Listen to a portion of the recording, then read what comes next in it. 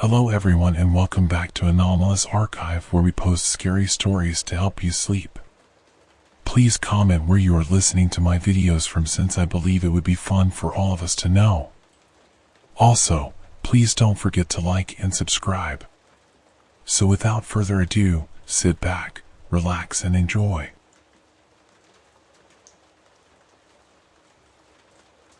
Cody was sitting across from me, smoking one cigarette after another. He always did this when he was nervous, and now there was a good reason for it. Our daughter Annie had completely lost her mind. She fell in love with some slacker, and that was it, like she'd lost her wits overnight.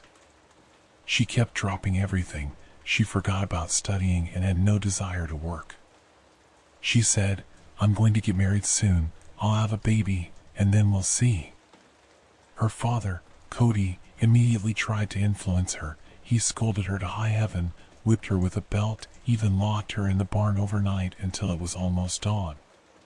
Our Annie was head over heels for that guy from the neighboring street. Wayne is his name.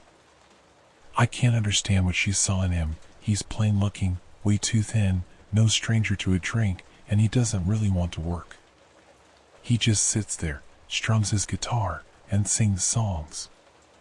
Although he's chatty and cheerful, maybe that's why she fell for him. But our daughter, by the way, is a bright, beautiful girl. She had all A's on her school diploma, helped us with the household chores, did sports, and wanted to go to the city to study. But nope, I love him, I can't. That's how it turned out. We raised her, helped her with homework, and it all went down the drain. She's going to have children with this fool and stay in our backwoods, breeding livestock, hanging around the garden from dawn till dusk, and that's it. There's not much else to do around here.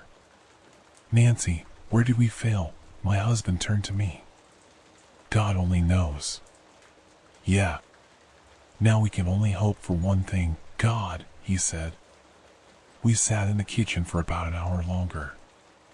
After that, he couldn't stand it anymore and went looking for our daughter. It was already 11, and she wasn't home. 15 minutes later, a teary Annie came in with Cody. I looked at it all sadly and cursed the day we introduced our daughter to that scoundrel. Go to your room. And don't show your face until morning. Cody fumed. But Dad, Annie sobbed. You don't have a dad. Get out of my sight. Cody, what are you doing? I tried to stand up for our daughter. Nancy, you know, if she dated him and still decided to keep studying, I wouldn't ask any questions. But she's dancing to his tune. He doesn't want to study or go to the city. Do you know why? Because in the city, he'd have to work. Here, he just picks up odd jobs and lives at his parents' expense. Who needs him there? So he's fed our little fool a bunch of lies, and she's only too happy to stay here. Yeah, you're right. Maybe it'll all work out. Maybe she'll change her mind. I'll tell you when she'll change her mind, after the first baby. Then she'll change her mind, but by then it'll be too late. What are we gonna do? No idea, Cody said, throwing up his hands. Let's go to bed. Morning is wiser than evening. The next morning, I got up before dawn. It was 3:50 a.m., I think. When I went out into the yard, because the cow won't milk itself, I had to do that first. After milking, I still had to cook breakfast, feed the chickens, then work in the garden, tidy up the house, day in, day out. My foolish Annie. I never had the chance to leave this place. But I fried eggs, boiled the kettle, sliced vegetables, and put a jar of milk on the table. Cody was stuffing his face, but our daughter wasn't in a hurry to eat anything. Mom, are these rotten? She asked, wrinkling her nose as she held a piece of fried egg on her fork. Watch your mouth. I just got them from the chicken coop. I'm not going to eat them. Then don't. At least have some milk or vegetables. Annie poured herself a glass of milk, brought it to her face, and didn't even manage the first sip before she covered her mouth with her hand. She wanted to run to the bathroom, probably, but didn't make it. She threw up right on the floor. "I don't get it," Cody roared. "What's there not to get?" "Well, she got food poisoning. It happens. I threw up myself this morning." "And from what?" "The neighbors gave me some cheese, and I shared it with Annie." "You'd think we don't have our own food at home." Annie quickly cleaned up and washed, then disappeared into her room. I didn't go to her while my husband was there, but as soon as he went off to work, I ran to check on my daughter. Without knocking, I walked into her room and asked straight away, "Is there something you want to tell me?" She was sitting on the bed, staring at one spot, and her behavior didn't bode well. I knew my daughter well, and she always acted like this when she was guilty of something. "Mom, I'm sorry," she whispered. Tears welled up in my eyes. Our pride, our hope, our only beloved daughter, pregnant at 17. She just finished school, and there it was. What will people say? Taking her for an abortion is dangerous. She's our only child. How many times did we try for another baby with no success? What if we destroy this first pregnancy and she can't have any more children? And we won't be around forever. So she has to give birth. There's no other option. After I came to that decision, I looked back into her room. "This is Wayne's baby?" "Whose else would it be?" she answered. "Right, that's true. Then I'm going to talk to his parents. You stay home. If anything, we'll gather as families." After I said something so sensible, Annie suddenly brightened. "Mom, really?" "Well, we'll have to marry you off," I said. Then she jumped from her bed and hugged me like a fool who doesn't know what's ahead of her. There was no other way, so I soon got ready and went to the next street. Rachel, Wayne's mother, answered the door almost immediately. "Hey, Rachel." "Hey, Nancy, come in." "I just boiled the kettle," she greeted me warmly. "I came on business." "What's up, about your Annie?"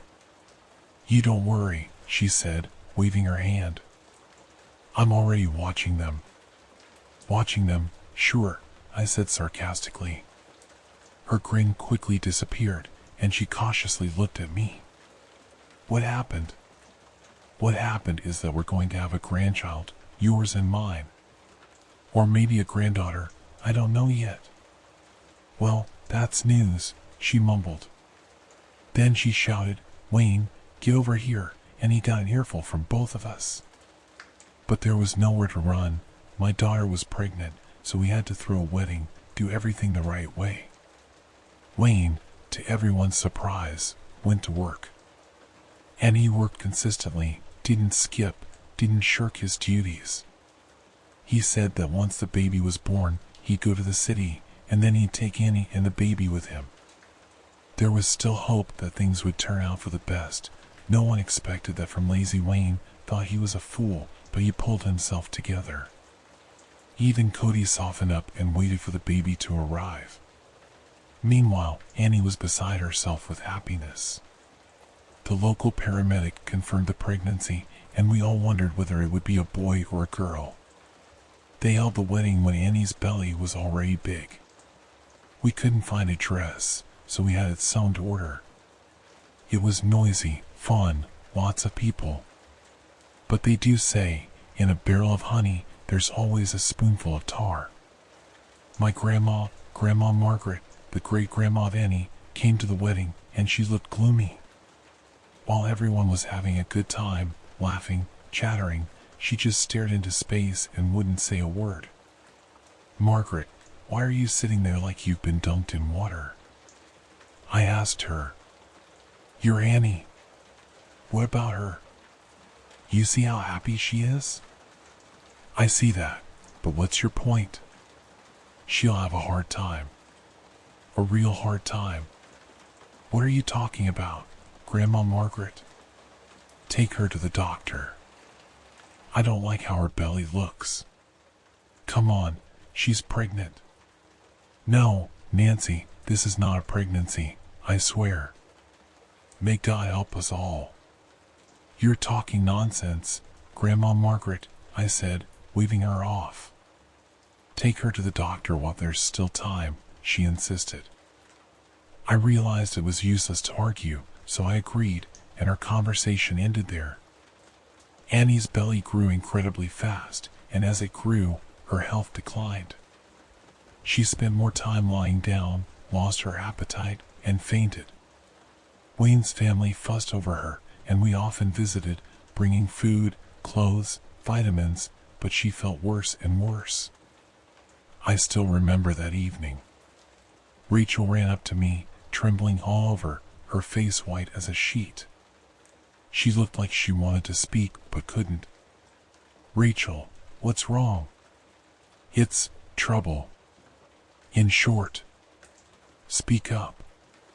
Your daughter hasn't eaten anything since last night. She passed out, and by evening her belly started hurting so badly she couldn't bend or straighten up. I rushed to get the paramedic. She said we had to go to the hospital in Salina. So we took her by ambulance. When I heard that, I collapsed onto the bench. Rachel stayed with me until late at night. Cody, the rascal, had gone off to Alton to see his brother, so it was just me and my in-law. I drank 50 grams of some tincture and went to bed, hoping to sleep until morning. But that didn't happen. I woke up in the middle of the night and heard the floorboards creaking in the house. I thought it was Cody returning. Cody, is that you? I called. No answer. A few seconds passed, and the creaking started again. I carefully grabbed a heavy vase from the table and crept toward the sound. But I didn't need the vase. There was nobody in the room. Yet the floorboards were shifting under my feet. I screamed and jumped right out the window in my nightgown, locking myself in the summer kitchen. Then I waited there for my husband. Meanwhile, in the house, some devilry was happening. From the window, I saw the lights in our bedroom go out and then come on again by themselves. There's no way they can do that on their own. It was terrifying. I didn't sleep a wink until morning and only dared leave my hiding place once the roosters started crowing. Before stepping inside, I crossed myself, and it was for a good reason. All the icons from the little prayer corner had fallen onto the floor, and a large wooden crucifix that used to hang above the door was lying right by the threshold. It had been nailed to the door frame. I quickly cleaned everything up and then ran to church to see the priest. He gave me some holy water and told me to pray every day at home, put candles in every corner, and promised to come himself in a few days. I asked him, "Father, what does all this mean?" He said, "It's a bad omen, but you pray, and the trouble will leave your house. Everything will be fine." I did as he said. I didn't tell my husband anything. He doesn't believe in God or the devil. Silently, I put the icons back, hung the crucifix in its place, and then did everything else the priest had told me. When Cody came home from work, he said, "Tomorrow we'll go to the hospital to see our daughter." I agreed. We had no phone contact with the hospital. There was a pay phone, of course, but it was better if we showed up in person. That way was more certain. Around midday, we drove to Salina with our neighbor. He's a good man and took us in his car straight to the hospital. I already had a bad feeling, and in the reception area, it only got worse. "Hello, we're here about Carter Annie," I told the young nurse. "Annie, right, hold on a moment. Room 5, she's by the window," the nurse answered, eyes wide. Cody and I exchanged glances. "Nancy, I've got a bad feeling," I said. "Quiet, don't panic yet," he snapped. When we entered the room, we saw Annie lying with her face to the wall. I sat down next to her and gently touched her shoulder. "Mom, I'm not asleep," she said. "Hi, sweetie." If you're awake, why didn't you greet your parents?" She didn't respond and buried her face in the pillow. "Annie, why are you silent? Tell your parents."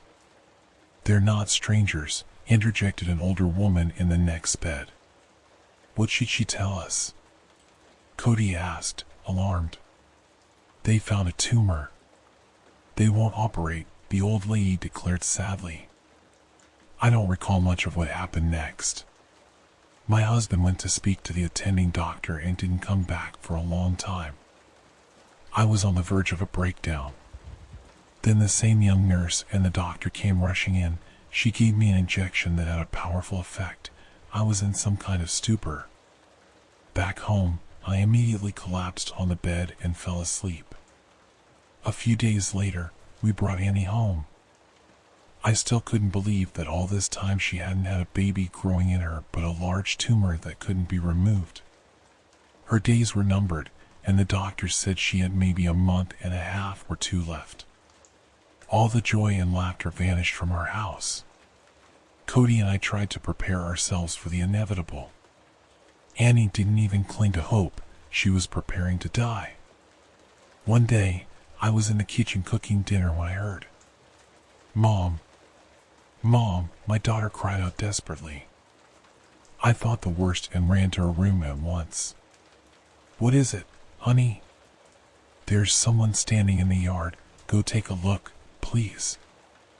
I hurried out to the yard but didn't see anyone. "Daughter, you were mistaken." "But there was someone," she insisted. "Well, they were, and then they left," I reasoned. The next morning, Cody and I were having breakfast when a shriek from Annie made us both jump out of our chairs.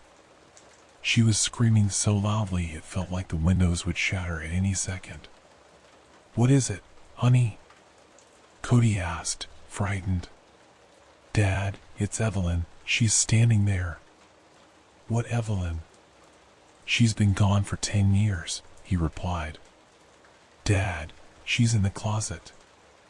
Annie cried, hysterical, jabbing her finger at the closet.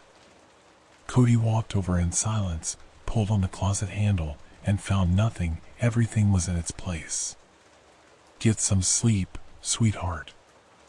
We'll call the doctor," he said calmly, but his eyes showed real fear. From that day on, the paramedic visited us at home, giving Annie strong painkillers and sedatives to help her feel at least a little better. But she kept saying she saw ghosts that looked like ordinary people with dead pale faces. Most often, she claimed they were deceased relatives or neighbors. With each passing day, they drew closer, and in the last week, they started sitting on her bed. I realized our little girl didn't have much longer. The wind whistled outside, and we, both exhausted, went to bed. Annie by then wasn't leaving her bed anymore. "Nancy," Cody whispered, "how long do you think she has?" "I don't even want to think about it. Let's just get some sleep." "Mom! Dad!" our daughter called to us plaintively. "What is it?" I asked. They came again. Cody and I both got up and went to her room. Of course, we saw nobody there but her. "Daughter, there's no one here. It's just the three of us," we told her. "Mom, they're here. They said I have to go with them," she whispered. Cody and I looked at each other in terror and realized that by tomorrow, we'd likely be alone in this house. "Mom, Dad." Grandma put her hand on my stomach. She barely managed to say, "Daughter." I lost my mind and ran to get the paramedic. But by the time I returned, my daughter was gone. Cody sat on the floor with his head resting on the bed, weeping inconsolably. Then everything was a blur: funeral, wake, all organized by our relatives. I spent my days lying there, staring at the ceiling. Cody wasn't the same. He went around with his head hanging, hardly spoke, smoked 2 packs a day, and 9 days later started taking to the bottle. I didn't recognize my husband. I thought we'd get through this together, but no. They say when trouble comes, opened the gates wide. About a month and a half later, he started drinking until he saw pink elephants. I couldn't scold him. I understood he was weaker in spirit than I was. Even though he was a man, he couldn't handle the misfortune that had befallen him. So I visited my daughter's grave, took care of the animals, minded the house, everything as usual. Life returned to a routine, but our home was no longer truly a home, and looking at my husband frightened me. He was haggard, had aged by 10 years, and the bottle was still there. If anything, he drank even more. That's when I realized I had to do something. I went to see our local seer, but she wouldn't even let me in. "Go away," she said. "Nothing can be done here." I spat after her and went back home. I have no idea why she turned on me. One perfectly ordinary day, I got up at 5 a.m. as usual to go milk the cow. The moment I lowered my feet off the bed, I was startled by a noise. The icon that stood in the red corner had fallen over. My first impulse was to run to the seer, but I pulled myself together. Well, it fell. Could be a draft, the wind, anything at all. Everything is fine. But doubt still took root in my mind. I traveled to the next town of Alton to see Cody's relatives. They managed to give me some specially blessed water. I added it to Cody's drinks, water, tea, hoping it would cure him of his alcoholism. They promised it would help. I also pray every day, morning and evening. Things seemed to settle down a bit, and Cody started drinking less. One day, I went to bed earlier than usual, completely exhausted. I slept like the dead. "Mom," my daughter called to me, reaching out her hands. "Annie, what are you doing here?" You died." "I came for Dad." "For Dad? Get out of here. Go to hell." I screamed. Suddenly, Annie's face began to change. I recognized my little girl less and less. Her eyes turned red, her mouth contorted in a feral grin, and the skin around her eyes darkened. "I'll take him anyway," she said in a voice that wasn't hers. I woke up in sheer terror, drenched in sweat. The window was open, slamming back and forth in the wind. What kind of devilry is this? I muttered, hardly aware of myself, and ran to Cody's room. He was sleeping peacefully, snoring softly. So it was just a nightmare, or was it? For a few days, everything was quiet, no nightmares, no visions. I carried on running the household, keeping an eye on my husband. He seemed to be drinking less, maybe just a couple of times a week. At least it wasn't daily anymore, unlike before, when he drank even on Mondays. But at the end of the work week, he got completely smashed. I found him asleep in the living room and decided not to wake him. Let him sleep. I only managed to doze off around 2 in the morning, tossing and turning. Finally, I fell asleep. I don't know what time it was when something cold touched my forehead. I opened my eyes and was struck speechless by horror. My daughter was sitting in front of me, looking as she had when she was alive, but her skin was far too pale, making it clear this wasn't a living person. "Daughter, what do you want?" "I came for Dad." "What do you mean, you came for Dad?" "Go to hell, do you hear me? Get the hell out of here." I screamed, losing control.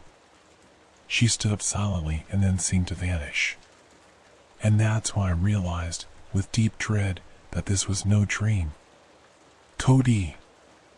I cried out. Silence. "Cody!" I yelled again. No answer. With shaky legs, I walked to the living room. He was still lying on the couch, except now there was a bit of white foam at the corners of his mouth. I forced myself to check his pulse, but there was none. His skin was cold as ice. Annie had taken him away. So, they come before death.